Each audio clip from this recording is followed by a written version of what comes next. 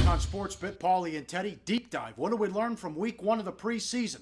Let's go back to our deep dive. Part 1 Thursday, Part 2 Friday. Check that out at YouTube and sbrpicks.com. One of them, threes don't mean shit. What happened this first week, Teddy? Threes didn't mean shit. Yeah, right. There was one game that landed on three, and it landed on three in the most bizarre fashion. The Baltimore-Carolina game, in which both coaches were doing everything they could not to send the game into overtime, including the fact that Carolina had to go for it on 4th and 4 because they were down 3 at the end of the game instead of kicking what would have been the game-winning field goal had the Ravens not gone for 2 earlier when they were up 7 in a bizarre situation. But the bottom line was that was the only 3 for the entire weekend, and yet you're still going to find to move off a 3, you're going to have to lay 25, 30 cents. You don't do it. Meanwhile, we saw 3 games land on 1. And as we talked about, 1s and 2s so much more meaningful than 3s. The market still don't recognize it, Paul, and it played out in week number 1 of the preseason. Yep, this played out so far so good. Know your coaches. Zimmer wins again with the Vikings. Tomlin with the Steelers loses again. He's on a horrible run the last 3 years straight up. Yeah, Tomlin out 2-12. And, of course, the Steelers were laying. And Tomlin, earlier in his career, was a bet on. Now he's as bet against as it comes, at least lately. Zimmer managed to win and cover despite Joel Stave playing the whole second half. Yep.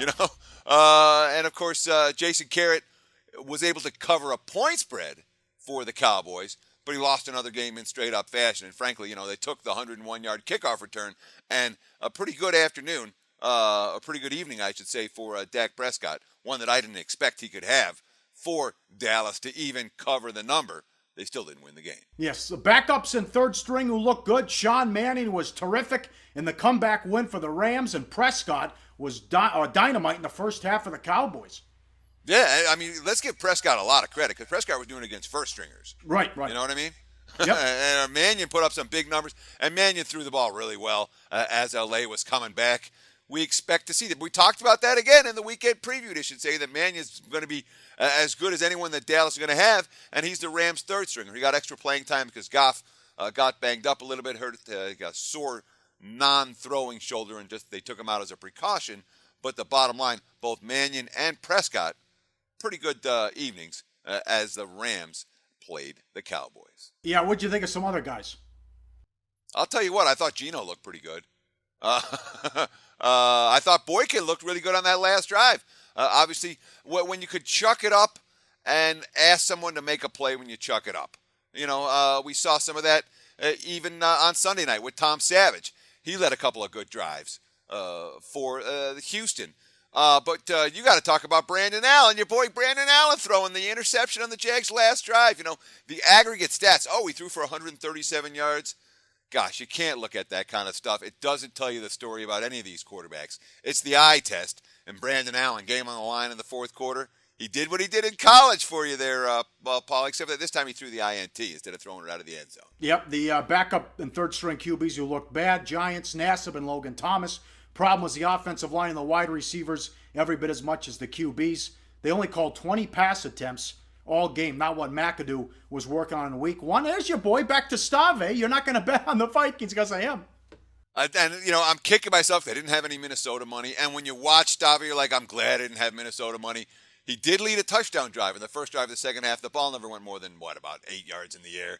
He looked awful on pretty much every other drive. So I stand by my decision not to have Vikings money this past week, even though, because I knew he was playing the whole second half, even though I know Zimmer's track record. Stave he's not a good-looking quarterback to have your money on in the second half of an NFL game. Yeah, the Browns quarterbacks were horrible. Horrible. I don't know what Kessler was doing. He pulled an Orlovsky running out of the end zone, too. Oh, yeah. I mean, let's put it this way. RG3 was okay.